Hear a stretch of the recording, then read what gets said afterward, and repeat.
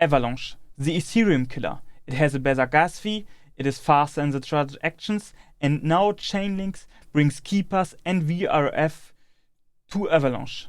But why do I still think that Avalanche will see a down move again? Why do I see that? Let's jump into the market, let's read the news, and then we see the technical analysis. Let's go.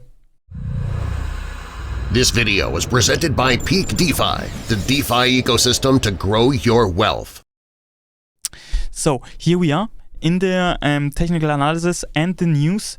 As I said before in my intro, Chainlinks brings keepers and VRF to the Avalanche blockchain. What does it mean? You see here, Amin Günsira, the co-founder and the CRO of Avalabs, says this integration is one of the biggest milestones where they have, or where the clients and users can building on Avalanche. As well, there's another post what the co-founder Amin Günsira says. He says this is the best technology today compared to Ethereum. Yes, the gas fee is less and the transaction is faster than on Ethereum.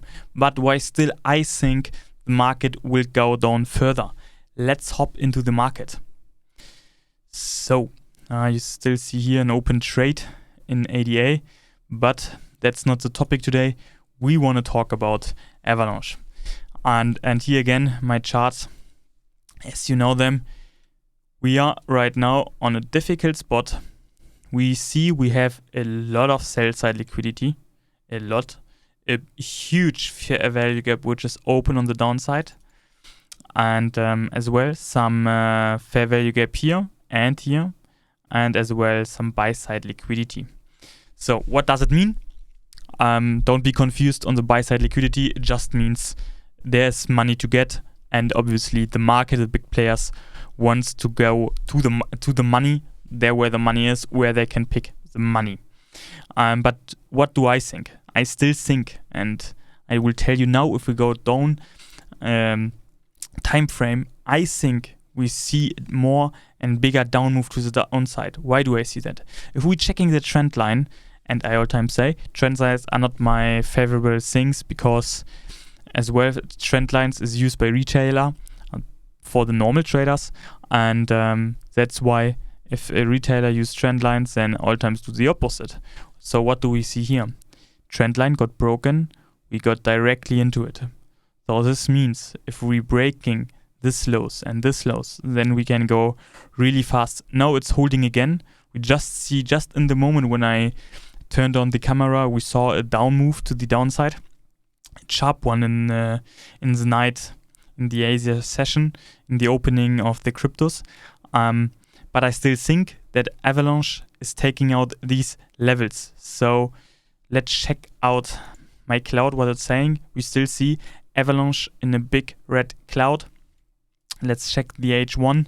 We see as well, as we all times talk about it, when do we short the market? Again, when we above my cloud and the cloud is red. So here, I can. Here is where we're trying to short the market. Easy like that. Nothing difficult about it. You see that just the first touch, I will check it soon. Just the first touch will be on that low cloud band. So let us check the first touch. Oh, what a big down move. And we see the first touch here, and we're shorting the market again. But if we're checking it every time above my cloud, we want to short it again. Yeah, we came not further up here, and again, and again, and again. So as we see here, my cloud is also saying we have to short the market. Here as well the same, clear trend line to the downside. We broke it once to get the money out of the trend line, which are these peoples who are buying above it, and of course who are selling below it, who's trying to shorting the market. And then I still think we have a lot of money to the downside, and all times money is moving to the big players, the banks, not the money, the big banks going to the money, like what every normal person would do as well, right? If they see here's a lot of liquidity, money, here's a lot of liquidity, and all times just remember when I talk about liquidity, this is standing for money. So yeah, what do I think expecting for the next days, and what would I trade? So let's hop into this chart here, and then we can check it out. So this will be first my H1 chart. Let's see if we see something. Yes, and I already got an idea. If we come back to that level, that's my level, and we have here fair value gap as well. It doesn't have to go there, right? So what could I expect as well? As you see here, we have a double bottom. Market will definitely go here because here will be money. What do I like as well? If this market is closing a little bit lower and we see another close, then I'm trying to short the market from here. Then we might have a fair value gap, and then I will short the market. So if you check the video, then looking for that level here, which will be around 2460, which will be interesting. 2480 actually, 2480. The middle of this one. This will be interesting for us to short the market, but again, this is just the place where we can short the market, right? We're not going blind into the market exactly there. What's my targets? For that, we're going back into our bigger chart, and here we see. So first of all, my first target would be $23. Then I'm expecting $22. And then if we get a new lower low, it will be around 21.20. And if the market really doesn't like us, right, and he wants to close everything what is here, what I don't expect that we're closing everything, I expect at least closing the weekly fair value gap, then we could go around 15. Do I think that? It's up to the market what we're building, right? So for example, there could be a move like that. Okay, then it's fast. Then I could predict something like that. But it could happen as well like that.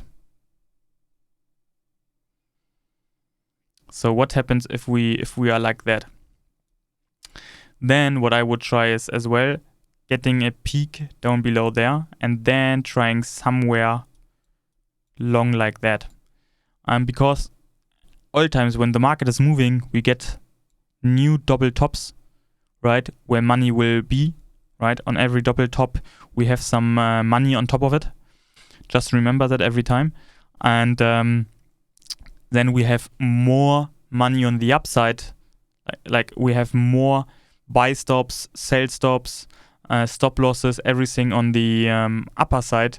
That's why I predict the market then going to the upside or the percentage way. Because right now I can just say to 80% the market will go down, but the other 20% could be like that as well, like taking out these buys first and then going down. It could be possible as well, but what do I day trade? I day trade just the short market, right? And when we get this one, then I would put something back into my HODL portfolio. So right now, stay out of the market if we are not a trader. If you are a trader, then just trade the market short. We don't trade anything to the long side right now unless we see a sharp move to the upside, and then we can trade it long on the retracement. But right now, just short side, because I expecting that we're taking out this level, and this level. And for the hodlers from you on this level, which will be around 21, 22, we could buy for our HODL portfolio. So in that case, have a good week, trade safe, all times have a stop loss, don't trade without a stop loss, and we're gonna hear us later again. Bye.